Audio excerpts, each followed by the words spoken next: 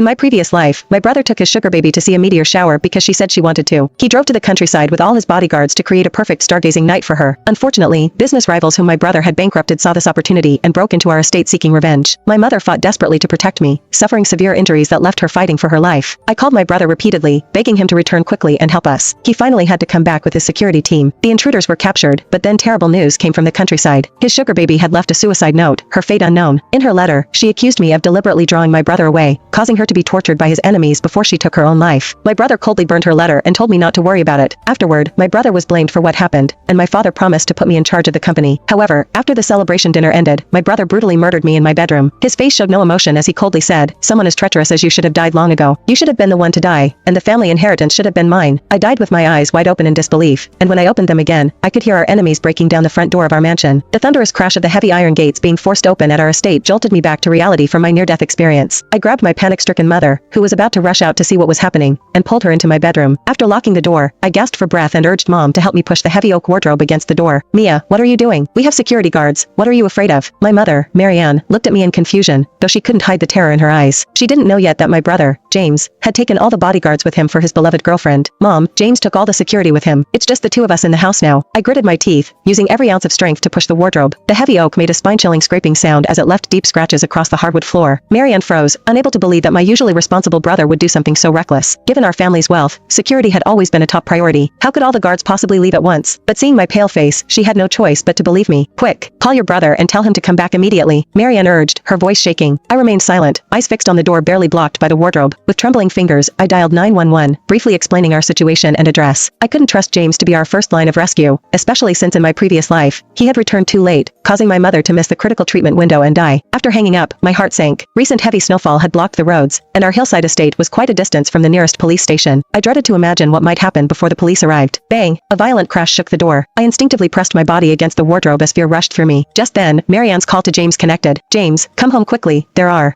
intruders in the house." Marianne's voice broke with tears. James's impatient voice came through the speaker. "Come on, Mom, stop making things up. I'm still waiting for the meteor shower with Michelle. I'll be back tomorrow. I'm not lying. There really are intruders. Come back quickly, or you'll be collecting our bodies." Marianne practically screamed. James's tone grew even colder. "I know you don't like Michelle, but there's no need to make up such stories to scare me. And tell Mia Cooper that she should stop playing these little games. I won't fall for it again." Hearing these words, my heart completely sank. It seemed my brother had also been reborn, but why would he think this was a lie I made up? In my previous life, he had witnessed with his own eyes how those thugs tortured Mother and me. Why was he being so cold this time around? Just because of Michelle Peterson? Just because she casually said Mia did it on purpose in her suicide note? Heavy footsteps approached outside the door. Then the door was hit even more violently, making the wardrobe start to scrape across the floor with a piercing noise. We watched helplessly as the wardrobe's defense